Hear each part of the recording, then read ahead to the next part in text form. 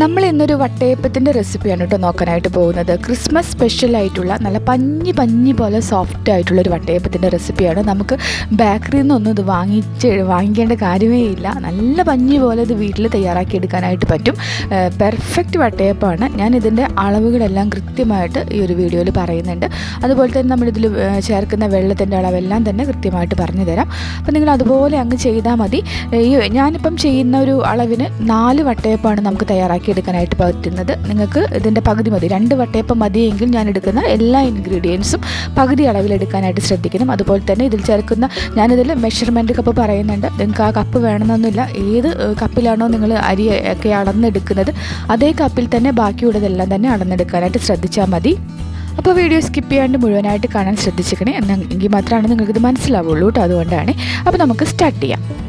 അപ്പോൾ ആദ്യം തന്നെ നമുക്കിതിലേക്ക് വേണ്ടിയിട്ടുള്ള അരി ഒന്ന് കുതിർത്ത് വയ്ക്കാം. ഞാനിവിടെ ഒരു പാത്രത്തിലേക്ക് 2 കപ്പ് പച്ചരി ഇട്ട് കൊടുക്കുന്നുണ്ട്. 250 ml കപ്പിന് 2 കപ്പാണ് ഞാൻ എടുത്തിട്ടുള്ളത്. നിങ്ങളുടെ കയ്യിൽ മെഷർമെൻറ്റ് കപ്പ് ഇല്ലായെങ്കിൽ നിങ്ങൾ ഏത് കപ്പിലാണോ അരി അളക്കുന്നത് അതേ കപ്പിൽ തന്നെ ബാക്കിയുള്ള ഇൻഗ്രീഡിയൻസ് എല്ലാം അളന്നെടുക്കാനായിട്ട് ശ്രദ്ധിച്ചാൽ മതി. നമ്മൾ തയ്യാറാക്കുന്ന അപ്പം നല്ല ടേസ്റ്റി ആയിട്ടിരിക്കാനായിട്ട് നമ്മൾ എടുക്കുന്ന ഈ പച്ചരിയൊക്കെ നല്ല ക്വാളിറ്റിയുള്ള പച്ചരി നോക്കി എടുക്കാനായിട്ട് ശ്രദ്ധിക്കണം കേട്ടോ. അതുപോലെ തന്നെ നിങ്ങളുടെ കയ്യിൽ പച്ചരി ഇല്ല, ഇഡലി റൈസാണ് ഉള്ളതെങ്കിൽ അതെടുത്താലും കുഴപ്പമൊന്നുമില്ല. ഇനി നമുക്കിതൊരു 3-4 പ്രാവശ്യം നന്നായിട്ട് വെള്ളം മാറ്റി കഴുകിയെടുക്കണം. പിന്നീട് നിറയെ വെള്ളം ഒഴിച്ച് അടച്ച് വെച്ച് ഒരു 3-4 മണിക്കൂർ റെസ്റ്റ് ചെയ്യാനായിട്ട് മാറ്റി വയ്ക്കാം. അറ്റ്ലീസ്റ്റ് ഒരു 3 മണിക്കൂറെങ്കിലും വെക്കണം കേട്ടോ. അരിയൊക്കെ നന്നായിട്ടൊന്ന് കുതിർന്ന് കിട്ടണം. അപ്പോൾ ഒരു 4 മണിക്കൂറിന് ശേഷം ഞാൻ അതിൻ്റെ വെള്ളമൊക്കെ ഊറ്റി വെച്ചിട്ടുണ്ട്. നമുക്കിതൊന്ന് മിക്സിയുടെ ജാറിലേക്ക് ഇട്ട് കൊടുത്തിട്ട് നന്നായിട്ടൊന്ന് അരച്ചെടുക്കണം. അപ്പോൾ ഇത് 2 പ്രാവശ്യമായിട്ടാണ് ഞാനത് അരച്ചെടുക്കുന്നത്. ഒരു പകുതി ഭാഗത്തോളം ആദ്യം ഇട്ട് കൊടുക്കുന്നുണ്ട്. ഇനി നമുക്കിതിലേക്ക് കുറേശ്ശെ വെള്ളം ഒഴിച്ചിട്ട് ഇതൊന്ന് അരച്ചെടുക്കാം. 1 കപ്പ് വെള്ളമാണ് ഞാൻ എടുത്തിട്ടുള്ളത് അരി അരയ്ക്കാനായിട്ട്. അപ്പോൾ ആദ്യം കുറച്ച് വെള്ളം ഒഴിച്ചിട്ട് നല്ല ഫൈനായിട്ട് തന്നെ നമ്മൾ ഈ ഒരു ബാറ്റർ അരച്ചെടുത്തിട്ടുണ്ട്. അപ്പോൾ ആദ്യത്തെ ഒരു ട്രിപ്പ് പച്ചരി നമ്മൾ അരച്ചത് ഒരു ബൗളിലേക്ക് ഒഴിച്ചു കൊടുത്തിരിക്കുകയാണ്. ബാക്കിയുള്ള അരിയും കൂടി ഇതേ ജാറിലേക്ക് ഇട്ടിട്ട് വെള്ളവും കൂടി ഒഴിച്ച് നന്നായിട്ട് അരച്ചെടുക്കണം. അപ്പോൾ നമ്മൾ മുഴുവൻ അരിയും അരച്ചെടുത്തിട്ടുണ്ട്. 1 കപ്പ് വെള്ളം ഒഴിച്ചിട്ടാണ് നമ്മൾ ഈ 2 കപ്പ് പച്ചരി അരച്ചെടുത്തിട്ടുള്ളത് കേട്ടോ. ഇതൊന്ന് നീക്കി വെക്കാം. ഇനി നമുക്ക് വേറൊരു ചെറിയ പാത്രം എടുക്കാം. ഇതിലേക്ക് നമ്മളിപ്പോൾ അരച്ചെടുത്തിരിക്കുന്ന ഈ ഒരു അരിയുടെ മാവിൽ നിന്ന് ഒരു 3 ടേബിൾ സ്പൂൺ അളന്ന് ഈ ഒരു പാത്രത്തേക്ക് അങ്ങ് ഒഴിച്ചു കൊടുക്കുക. കപ്പി കാച്ചാൻ വേണ്ടിയിട്ടാണ്. നമ്മളിതിൽ ചോറോ അവലൊന്നും ചേർക്കുന്നില്ല. ഈ ഒരു രീതിയിലാണ് ചെയ്യുന്നത്. ഒരു 3 ടേബിൾ സ്പൂൺ നമ്മൾ മാവ് എടുത്തിട്ടുണ്ട്. ഇനി ഇതിലേക്ക് 1 കപ്പ് വെള്ളം ഒഴിച്ചു കൊടുക്കുക. ഇനി നന്നായിട്ടൊന്ന് ഇളക്കി കൊടുത്ത ശേഷം ഗ്യാസ് ഓൺ ചെയ്ത് ഇതൊന്ന് കുറുക്കിയെടുക്കണം. ഇത് മൊത്തത്തിലൊന്ന് ചൂടായി വരുന്നത് വരെ നമ്മൾ തീ നന്നായിട്ട് കൂട്ടിയിടുന്നതുകൊണ്ട് കുഴപ്പമില്ല. അതിനുശേഷം തീ നന്നായിട്ട് കുറച്ച് വെച്ച് ഇതൊന്ന് ഇളക്കി കുറുക്കിയെടുക്കാം. ഒരു 1 മിനിറ്റിന് താഴെ മാത്രമാണ് ഇതിന് സമയം വേണ്ടി വരുള്ളൂ. കുറേ സമയം എടുക്കുകയൊന്നുമില്ല.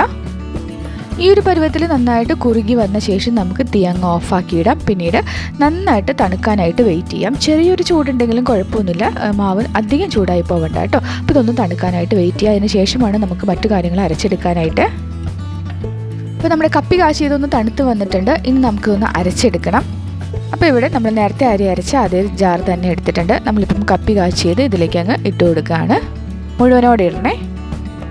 ഇനി നമുക്ക് വേണ്ടത് നാളികേരം ചിരകിയതാണ്. 1.5 കപ്പ് നാളികേരം ചിരകിയതാണ് ഞാൻ ഇതിലേക്ക് ചേർത്ത് കൊടുക്കുന്നത്. അപ്പോൾ നാളികേരമൊക്കെ ചിരകി എടുക്കുമ്പം അതിൻ്റെ ആ ഒരു ബ്രൗൺ പാർട്ടുണ്ടല്ലോ അത് ഒഴിവാക്കിയിട്ട് വെളുത്ത ഭാഗം മാത്രം ഒന്ന് ചിരകിയെടുക്കാനായിട്ട് ശ്രദ്ധിക്കണേ. ആ ഒരു വട്ടയപ്പത്തിന് നല്ല വെളുത്ത കളർ കിട്ടാൻ വേണ്ടിയിട്ടാണ് കേട്ടോ.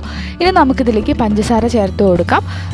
ഞാനിവിടെ ഒരു 3/4 കപ്പ് പഞ്ചസാരയാണ് ചേർക്കുന്നത്. ഇത് പാകത്തിനുള്ള മധുരമാണ്. നമുക്ക് ബേക്കറിയിൽ നിന്നൊക്കെ വാങ്ങിക്കുന്ന അതേ ടേസ്റ്റിൽ നല്ല മധുരം വേണമെന്നുണ്ടെങ്കിൽ 1 കപ്പ് വരെ പഞ്ചസാര ചേർത്ത് കൊടുക്കാം.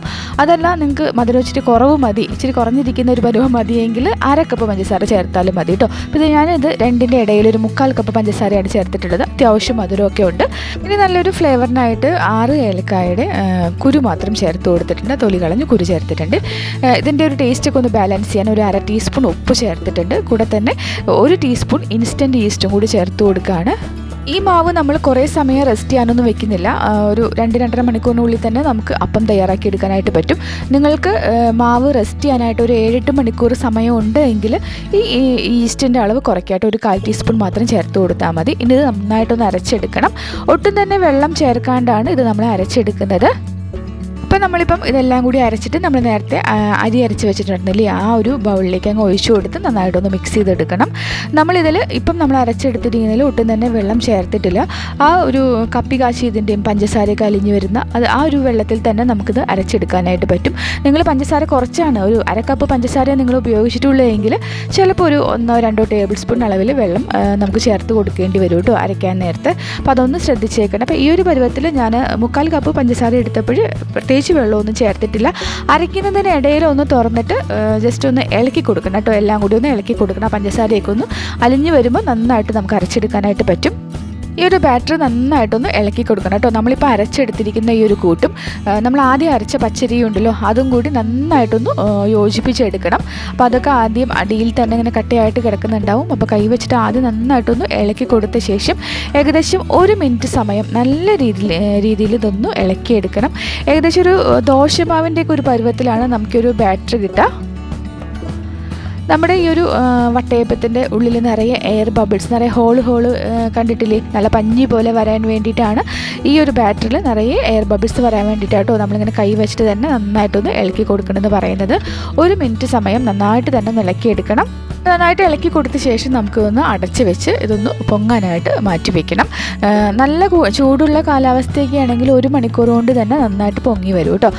അതല്ലെങ്കിൽ ഒരു 2-2.5 മണിക്കൂർ കൊണ്ട് തന്നെ നന്നായിട്ട് വീർത്ത് വരും. ഞാൻ നേരത്തെ പറഞ്ഞതുപോലെ നിങ്ങൾക്ക് ഒരു 7-8 മണിക്കൂറൊക്കെ റെസ്റ്റ് ചെയ്യാനുള്ള സമയം ഉണ്ടെങ്കിൽ ഈസ്റ്റിൻ്റെ അളവ് ഒരു 1/4 ടീസ്പൂണായിട്ട് കുറയ്ക്കാനായിട്ട് ശ്രദ്ധിച്ചേക്കണേ. അപ്പം നമ്മുടെ മാവ് ഇവിടെ റെസ്റ്റ് ചെയ്യാൻ വെച്ചിട്ട് 2 മണിക്കൂറായിട്ടുണ്ട്. ഇത് കാണുമ്പോൾ തന്നെ അറിയാം നന്നായിട്ട് വീർത്ത് വന്നിട്ടുണ്ട്. ഇത് പതുക്കെ ഒന്ന് ഇളക്കി കൊടുക്കണം. വല്ലാതെ അങ്ങ് ഇളക്കിയെടുക്കരുത് കേട്ടോ. അതിൻ്റെ എയർ ബബിൾസ് ഒന്നും പൊട്ടിപ്പോവരുത്. പതുക്കെ ഒന്ന് ഇളക്കി കൊടുത്ത ശേഷം നമുക്ക് അപ്പം വേവിച്ചെടുക്കാം. അപ്പം ഈ അപ്പം ഒന്ന് ആവിയേറ്റി എടുക്കാൻ വേണ്ടിയിട്ട് ഞാനിതുപോലെ സ്റ്റീൽ കിണ്ണങ്ങളും കേക്കിൻ്റെ മോൾഡൊക്കെയാണ് എടുത്ത് വെച്ചിട്ടുള്ളത്. നമുക്കിതിലേക്ക് കുറച്ച് നെയ്യോ അല്ലെങ്കിൽ വെളിച്ചെണ്ണയോ ഒഴിച്ചിട്ട് എല്ലാ ഭാഗത്തേക്കും ഒന്ന് ബ്രഷ് ചെയ്ത് കൊടുക്കാം. ഞാനിവിടെ നെയ്യാണ് എല്ലാ ഭാഗത്തേക്കും ഇതേപോലെ ബ്രഷ് ചെയ്ത് കൊടുക്കുന്നത്. ഇനി ഇത് ആവി കയറ്റാൻ വേണ്ടിയിട്ട് ഞാനിവിടെ ഇഡലി പാത്രത്തിൽ വെള്ളം ഒഴിച്ചിട്ട് അതൊന്ന് ചൂടാവാനായിട്ട് വെച്ചിട്ടുണ്ടായിരുന്നു. അപ്പോൾ വെള്ളം നന്നായിട്ടൊന്ന് ചൂടായി ഒന്ന് തിളയ്ക്കാറായിട്ടുണ്ട്. ഈ സമയത്ത് നമുക്ക് ഈ മോൾഡ് ഇതിലേക്ക് വെച്ച് കൊടുക്കാം. ആ മോൾഡ് ഒന്ന് ചെറുതായിട്ടൊന്ന് ചൂടായിട്ട് വരുമ്പോൾ നമുക്കിതിലേക്ക് ഒരു 3-4 തവി മാവ് കോരി ഒഴിച്ചു കൊടുക്കാം. അധികം മാവ് ഒഴിക്കരുത്. അധികം മാവ് നമ്മൾ ഒഴിച്ചു കഴിഞ്ഞാൽ വേവാനായിട്ട് കൂടുതൽ സമയം എടുക്കുകയും ചെയ്യും.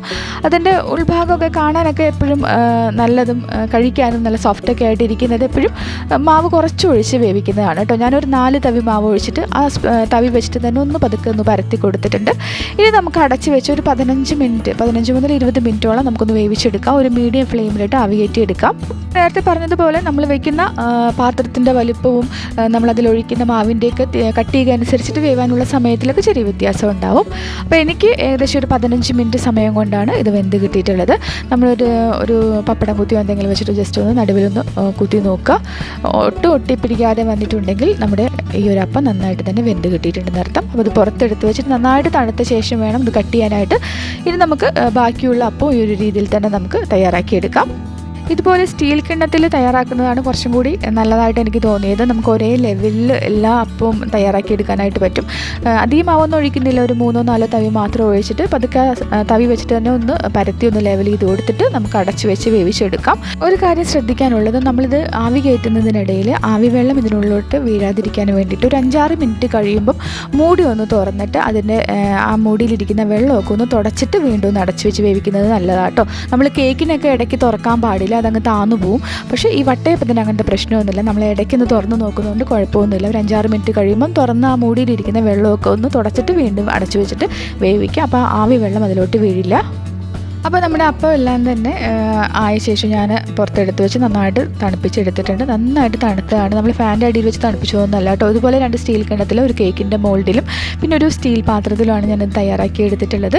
അപ്പോൾ കണ്ടല്ലോ, നല്ല പെർഫെക്റ്റ് ആയിട്ട് നമുക്കിത് വിടിയിച്ചെടുക്കാനായിട്ട് പറ്റും. നല്ല പഞ്ഞി പോലെ സോഫ്റ്റ് ആയിട്ടുള്ള അപ്പമാണ്. എല്ലാവരും തയ്യാറാക്കി നോക്കണം. നമുക്ക് ഈ ഒരു കത്തി വെക്കുമ്പോൾ തന്നെ അത് മനസ്സിലാവുന്നുണ്ടാവും. നല്ല പഞ്ഞി മുറിക്കുന്നത് പോലെയാണ് നമുക്ക് തോന്നുക. അപ്പോൾ എല്ലാവരും തയ്യാറാക്കി നോക്കുക. ഇഷ്ടപ്പെട്ടിട്ടുണ്ടെങ്കിൽ സബ്സ്ക്രൈബ് ചെയ്യാനും ലൈക്ക് ചെയ്യാനും ഷെയർ ചെയ്യാനും കമൻറ്റ് ചെയ്യാനും ഒന്നും മറക്കരുത് കേട്ടോ. അപ്പോൾ വീണ്ടും നമുക്ക് നല്ലൊരു റെസിപ്പിയുമായിട്ട് വേഗം തന്നെ കാണാം കേട്ടോ. Thank you.